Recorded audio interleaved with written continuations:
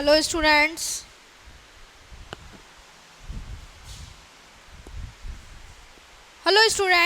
Good morning. कैसे हो आप सभी? हमने लास्ट क्लास में अर्थमेटिक मीन पढ़ रहे थे। हमने लास्ट क्लास में अपना इंडिविजुअल सीरीज कंप्लीट कर लिया था, जिसमें हमने तीनों मेथड देखे थे, डायरेक्ट मेथड, शॉर्टकट मेथड और step deviation method. Last class में हमने स्टेप डेविएशन मेथड देखा था। अच्छा, स्टेप डेविएशन मेथड का फॉर्मूला क्या होगा अपना स्टूडेंट्स? स्टेप डेविएशन का मेथड का फॉर्मूला होगा a plus sigma d dash upon n into c. तो स्टूडेंट्स, अपना स्टेप डेविएशन का मेथड का फॉर्मूला क्या होता है? x बार निकालने का a plus sigma d dash upon n into C. Sigma d dash बराबर क्या होता है? डी डैश बराबर क्या होता है? मैंने बताया था ना, x माइनस a अपॉन सी। और c बराबर क्या होगा? c बराबर हमारा क्या होता है? Common factor. c बराबर क्या होता है? Common factor. तो हमने इंडिविजुअल सीरीज से तीनों मेथड कर लिए हैं मीन निकालने के। हमने इंडिविजुअल सीरीज से तीनों मेथड कर लिए हैं मीन निकालने के। एक्स बार निकालने का डायरेक्ट मेथड पहला तो करा था हमने, डायरेक्ट मेथड। डायरेक्ट मेथड में एक्स बार बराबर क्या होता है? सिग्मा एक्स अपॉन एन होता है। डायरेक्ट मेथड में एक्स बार बराबर क्या होता है? सिग्मा एक्स अपॉन एन होता है। ठीक है, डायरेक्ट मेथड में सिग्मा एक्स बार बराबर सिग्मा एक्स अपॉन एन होता है। इनडायरेक्ट मेथड में अपना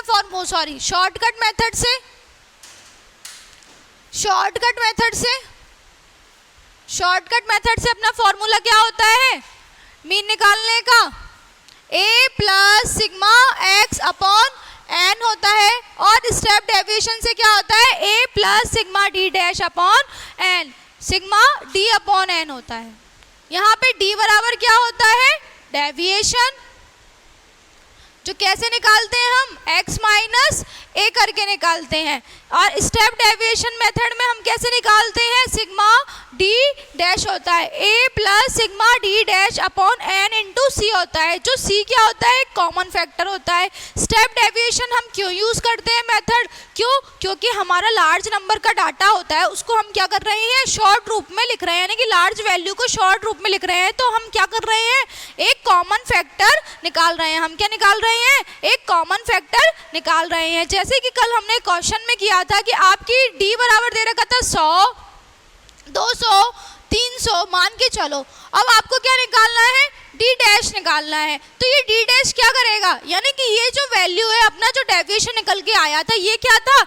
लॉन्ग था, यानी कि लार्ज नंबर था। अब हम इसको शॉर्ट करेंगे तो हम यहाँ पे क्या देखेंगे कि कॉमन फैक्टर कौन सा है? तो हम यहाँ पे क्या लेंगे? सी, एक कॉमन फैक्टर लेंगे। तो हम d डैश करेंगे तो हम क्या करेंगे? कॉमन फैक्टर 10 ले लेंगे। क्योंकि अगर हम 10 को 100 से डिवाइड करेंगे तो हमारा क्या निकल जाएगा?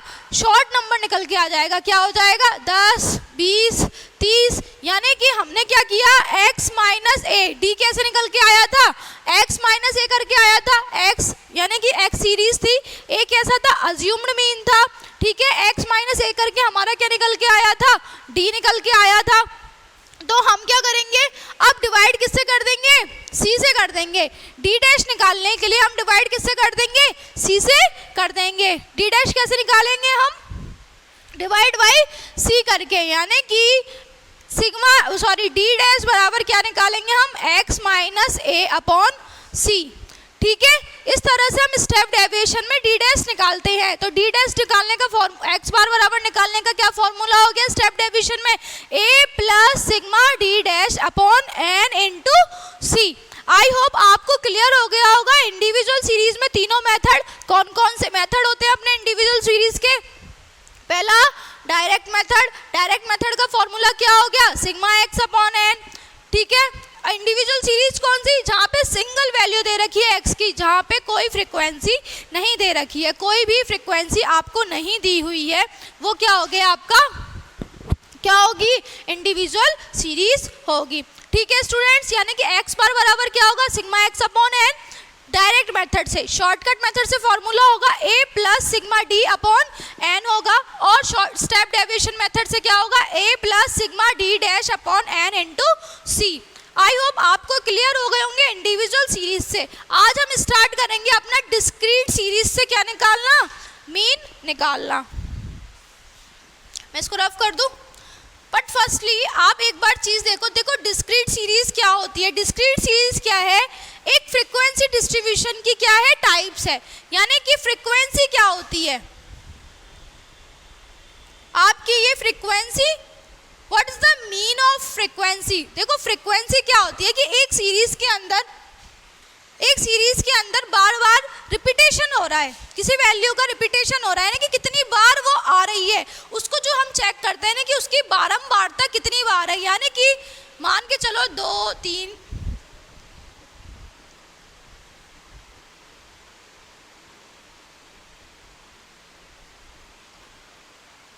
तो ये कुछ नंबर्स दिए हुए हैं आपको। अब आप इसमें ये देखो, ये आपको एक सीरीज दे रखी है। अब हम जो टैली मार्क्स निकालते थे, तो हम टैली मार्क्स क्यों निकालते थे, जिससे कि हम क्या निकाल लें, फ्रीक्वेंसी निकाल लें। आपने बचपन में पढ़ा होगा फ्रीक्वेंसी कैसे टैली मार्क्स क्यों करते हैं हम, जस्ट कि मान लो ये नंबर है 1, यानी कि ये आपका क्या है, वेरिएबल दिए हुए हैं। अब यहाँ पे हम देख रहे हैं 1 2 3 4 5 6 और 7 है। अब 1 के आने की कितनी फ्रीक्वेंसी है, यानी कि 1 कितनी बार रिपीट हो रहा है, 1 बार रिपीट हो रहा है, ठीक है। तो हम क्या करेंगे, एक डंडा लगा देंगे तो हमारी f क्या हो जाएगी, 1 हो जाएगी। 2 कितनी बार हो रहा है, 1 2 बार, 2 टाइम्स हो रहा है, तो यानी कि फ्रीक्वेंसी क्या हो गई, 2 की 2 हो गई। यदि 3 1 2 3 और 4, यानी कि हमारा 3 कितनी बार आ रहा है, 4 बार आ रहा है, यानी कि 3 की फ्रीक्वेंसी क्या हो गई, 4 हो गई। समझ गए।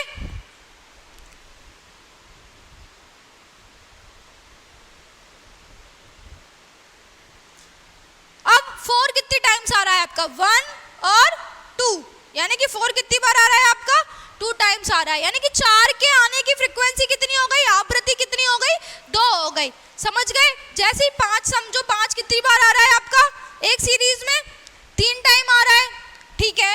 6 कितनी बार आ रहा है आपका, 1 2 3 4, 4 टाइम्स आ रहा है। 6 आपका 1 2 3 4, यानी कि 4 टाइम्स आ रहा है। तो हम जो फ्रीक्वेंसी निकालते थे कुछ इस तरह से निकालते थे, हम जो फ्रीक्वेंसी निकालते थे वो कुछ इस तरह से निकालते थे।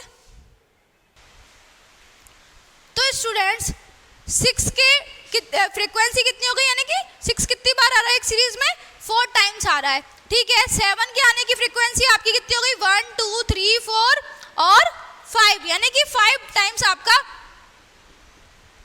7 आ रहा है ना। तो आपको समझ आया होगा, यानी कि ये क्या हो गए, अपने वेरिएबल्स हो गए, यानी कि कोई नंबर दे रखे हैं 1 to 7 तक, और उनके नंबर ऑफ फ्रीक्वेंसी कितनी है, यानी कि वो रिपीटेशन कितनी बार हो रहे हैं, यानी कि एक सीरीज के अंदर एक नंबर्स का रिपीटेशन कितनी बार हो रहा है, वो हमारी क्या होती है, फ्रीक्वेंसी होती है। क्लियर हुआ। ऑब्जर्वेशन कितनी बार रिपीट हो रही है, वो हमारी क्या होती है, फ्रीक्वेंसी होती है। आई होप आपको फ्रीक्वेंसी समझ आ गया होगा कि हमने फ्रीक्वेंसी बचपन में भी पढ़ा है। मतलब हम जो टैली मार्क्स निकालते हैं तो वो क्यों करते थे, हम फ्रीक्वेंसी निकालने के लिए करते थे। जैसे कि मान के चलो आपकी क्लास में 30 स्टूडेंट्स हैं। अब 30 स्टूडेंट्स में से, अब ये जो 30 स्टूडेंट्स हैं आपकी क्लास में टोटल, आपकी क्लास में टोटल कितने स्टूडेंट्स हैं, 30 स्टूडेंट्स हैं। अब 30 स्टूडेंट्स में से 60 मार्क्स आने की कितने 60 मार्क्स, जिनके 60 मार्क्स आते हैं, किसी के 70 मार्क्स आते हैं, 80 मार्क्स आते हैं। देखो ये मार्क्स क्या हो गया आपका, वेरिएबल हो गया। आपका ये मार्क्स क्या होता है, वेरिएबल होता है। मार्क्स क्या है आपका, एक वेरिएबल है, ठीक है। अब 30 स्टूडेंट्स हैं, उसमें से ऐसे कितने स्टूडेंट्स हैं जिनके 60 मार्क्स आते हैं। तो मान के चलो हमारे पास मार्क्स दे रखे हैं स्टूडेंट्स के कितने, 60 70 और 80। अब हमारे नंबर ऑफ स्टूडेंट्स निकालेंगे हम, तो 60 स्टूडेंट, टोटल स्टूडेंट्स कितने हैं, 30 स्टूडेंट्स हैं। अब उसमें से 60 मार्क्स आने के लिए कितने बच्चे हैं, 15 बच्चे हैं। कितने हैं, 15 बच्चे हैं जिनके क्या है, 60 मार्क्स आते हैं। और 70 मार्क्स वाले कितने बच्चे हैं आपकी क्लास में? 10 बच्चे हैं। 70 मार्क्स वाले कितने बच्चे हैं? 10 बच्चे हैं। और लास्ट आपका 80 मार्क्स आने वाले कितने बच्चे हैं? 5। कितने हैं? 5। यानी कि मार्क्स दे रखे हैं आपको, नंबर ऑफ स्टूडेंट्स दे रखे हैं, यानी कि ये मार्क्स की क्या हो गई? फ्रीक्वेंसी हो गई। यानी कि 60 स्टूडेंट्स, 60 मार्क्स आने वाले बच्चे कितने हैं? 15 बच्चे हैं। नंबर ऑफ स्टूडेंट्स 70 मार्क्स आने के लिए कितने बच्चे हैं? 10 स्टूडेंट्स। और 80 के लिए 5, यानी कि टोटल कितने हो गए? 30 हो गए। टोटल कितने हो गए स्टूडेंट्स? 30 हो गए। तो यानी कि 30 बच्चे एक क्लास में है, उसमें से 60 मार्क्स आने वाले बच्चे कितने हो गए? 15। और 30 में से 70 मार्क्स 30 स्टूडेंट्स के बीच में से 70 मार्क्स आने के लिए कितने स्टूडेंट्स हो गए? 10। और 30 में से 80 मार्क्स आने वाले बच्चे कितने हो गए? 5। तो हमारे नंबर ऑफ स्टूडेंट्स कितने हो गए? टोटल 30 है। तो फ्रीक्वेंसी हमने क्या कर दी? डिस्ट्रीब्यूट कर दी। समझ गए? अब जो फ्रीक्वेंसी डिस्ट्रीब्यूशन है, ये अगर हम सिंगल यानी कि मार्क्स दे रखे हैं और नंबर ऑफ स्टूडेंट्स दे रखे हैं, यानी कि यहाँ पे क्या कर रहे हैं? एक सीरीज दे रखी है और एक फ्रीक्वेंसी दे रखी है, यानी कि यहाँ पे डाटा कंटिन्यूअस नहीं है, यहाँ पे डाटा कंटिन्यूअस नहीं है, यानी कि डिफरेंट है। तो ये क्या हो गया आपका? डिस्क्रीट सीरीज हो गई। कौन सी सीरीज हो गई? डिस्क्रीट सीरीज हो गई। कौन सी सीरीज हो गई? आपकी क्लास डिस्ट्रीब्यूशन। ये कौन सा डिस्ट्रीब्यूशन हो गया? डिस्क्रीट वाला सीरीज का डिस्ट्रीब्यूशन हो गया, जहाँ पे एक सिंगल वैल्यू दे रखी है एक्स की और एफ की भी सिंगल दे रखी है, यानी कि हमारे जो वेरिएबल है वो क्या है? डिफरेंट है। तो वो हमारी कौन सी फ्रीक्वेंसी हो जाएगी? डिस्क्रीट सीरीज का वेरिएशन हो जाएगा। कौन सा? डिस्क्रीट सीरीज का। क्लियर हुआ स्टूडेंट्स? अब यदि आपको ऐसे दिया होता कि 60 से 70 तक मार्क्स दे रखे हैं, फिर 70 से 80, 80 से 90 ये मार्क्स दे रखे हैं आपको स्टूडेंट्स के, ठीक है। अब इसमें नंबर ऑफ स्टूडेंट्स कितने हैं? आपके पास स्टूडेंट्स तो टोटल 30 हैं। अब इन 30 स्टूडेंट्स को बांटना है आपको। आपको क्या करना है? ये जो 30 बच्चे हैं इनको बांटना है, ठीक है। अब 60 से 70 मार्क्स लाने वाले बच्चे कितने हैं? यानी कि आपको एक ग्रुप दिया हुआ है, एक क्लास इंटरवल दिया हुआ है, यानी कि आपको एक ग्रुप दिया हुआ है, यानी कि 60 से 70 मार्क्स लाने वाले कितने बच्चे हैं? 15 बच्चे हैं, ठीक है। हमने डिस्ट्रीब्यूट कर दिया कि भाई 60 से 70 बच्चे, 70 मार्क्स लाने वाले टोटल बच्चे कितने हैं? हमारे 15 बच्चे हैं, ठीक है। 70 से 80 लाने वाले हमारे बच्चे कितने हो गए? 5 हो गए। 70 से 80 बच्चे ऐसे हैं जिनके कितने 70 से 80 मार्क्स आने वाले ऐसे कितने बच्चे हैं? 5 बच्चे हैं। समझ गए? 5 स्टूडेंट्स हैं। और 80 से 90 में कितने बच्चे आते हैं? 10, यानी कि 80 से 90 नंबर लाने वाले कितने बच्चे हैं हमारी क्लास में? 10 बच्चे हैं, जिनके 80 से 90 के बीच में नंबर आते हैं, बिटवीन नंबर आते हैं, 18 से 19 के बिटवीन नंबर आ रहे हैं, 17 से 80 के बीच में मार्क्स आ रहे हैं। तो यानी कि हमारी टोटल फ्रीक्वेंसी क्या हो गई यहाँ पे? 30 हो गई। अब आप देख रहे हो कि ये सीरीज क्या है? कंटिन्यूअस चल रही है। अब आप देख रहे हो कि सीरीज क्या है हमारी? कंटिन्यूअस चल रही है। तो ये क्या हो गया हमारा? कॉन्टिन्यूअस सीरीज हो गई। कौन सी हो गई?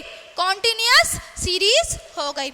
आई होप क्लियर हुआ होगा कि फ्रीक्वेंसी का डिस्ट्रीब्यूशन हम 2 तरीके से करते हैं। एक तो हम करते हैं अपना डिस्क्रीट सीरीज में, एक हम करते हैं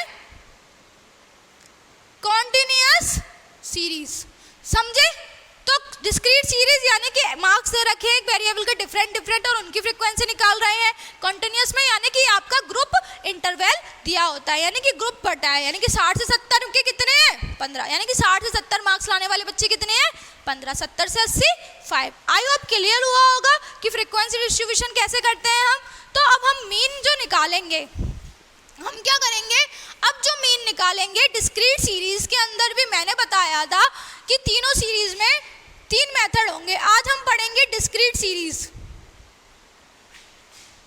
डिस्क्रीट सीरीज में मीन का फॉर्मूला करना है, हमको कैलकुलेशन करना है अर्थमेटिक मीन। तो सबसे पहला मेथड कौन सा लेंगे हम? Direct method. कौन सा लेंगे? डायरेक्ट मेथड लेंगे। Direct method. अब डायरेक्ट मेथड का एक्स बार का फॉर्मूला क्या होता है? क्या होता है, sigma F x upon sigma F. क्या फॉर्मूला होता है, sigma F x upon sigma F. यानी कि आपको एफ यानी कि आपको एक्स की वैल्यू दे रखी है और आपको एक फ्रीक्वेंसी दे रखी है, यानी कि आपको एक एक्स वेरिएबल दे रखा है और उसकी क्या दे रखी है, फ्रीक्वेंसीज दे रखी हैं। ठीक है, तो उसको क्या करेंगे हम, मल्टीप्लाई करेंगे। पहले क्या कर देंगे हम, उनका मल्टीप्लाई कर देंगे। यानी कि 1 2 3 4 5 ये दे रखा है, ये तो हो गई एक्स की वैल्यू, ये क्या हो गई, एक्स की वैल्यू हो गई। आपकी इसकी फ्रीक्वेंसी क्या दे रखी है, एक एग्जांपल ले लेते हैं, ये क्वेश्चन कल करेंगे।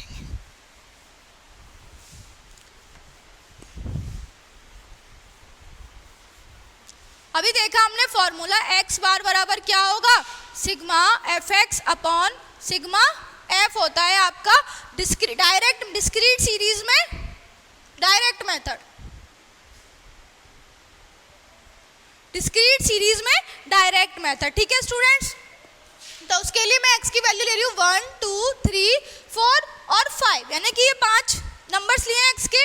अब एक्स की फ्रीक्वेंसी क्या दे रखी है हमको, एक की दे रखी है 2, इसकी 3, इसकी 3, इसकी 2, इसकी 2, यानी कि x की दे रखी है वैल्यू और फ्रीक्वेंसी हमको दे रखी है। अब हमको क्या करना पड़ेगा, fx करना पड़ेगा। fx दैट मीन हमको f की वैल्यू और x की वैल्यू का क्या करना पड़ेगा, मल्टीप्लाई करना पड़ेगा। fx निकालने के लिए हम क्या करेंगे, x की वैल्यू और f की वैल्यू का मल्टीप्लाई कर देंगे।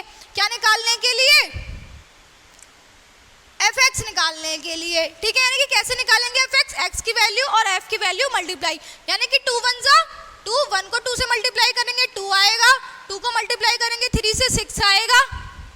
ठीक है, 3 को मल्टीप्लाई करेंगे 3 से तो आपका आएगा 9 और 4 2 8 5 2 10। ठीक है, 5 2 10, समझ गए।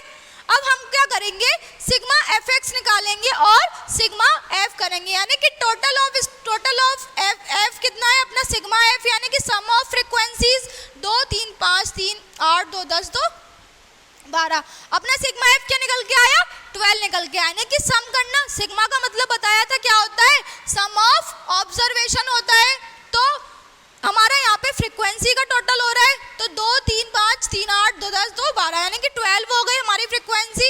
अब हमारी ये 10 फ्रीक्वेंसी, अब हम क्या करेंगे, सिग्मा एफ एक्स करेंगे, यानी कि इनका हम क्या करेंगे, एफ एक्स करेंगे। एफ एक्स करेंगे तो कितना आएगा,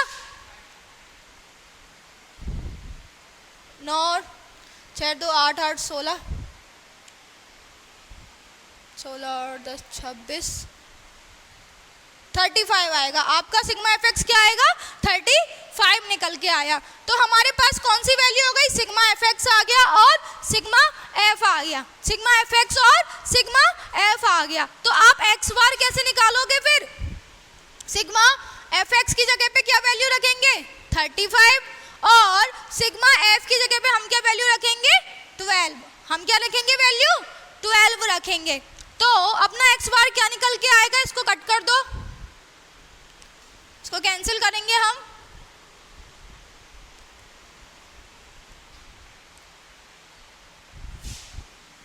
बारह डिवाइड 12 दूनी 24, जैसे 4 गए 1।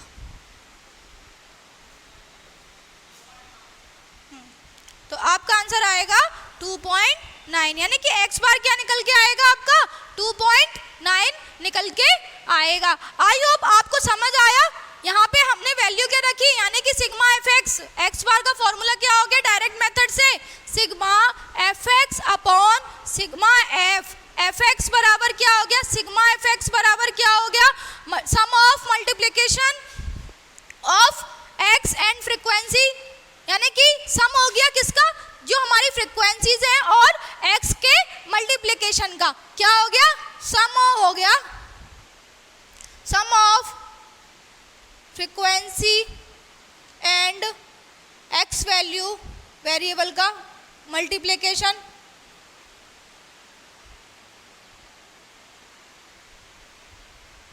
यानी कि मल्टीप्लिकेशन का सम हो गया, यानी कि एफ और एक्स का क्या हो गया, सम हो गया सिग्मा एफ एक्स, और सिग्मा एफ यानी कि हमारे टोटल ऑफ फ्रीक्वेंसी, यानी कि हमारी जो फ्रीक्वेंसी है उनका क्या होता है, टोटल होता है, इनका टोटल होता है।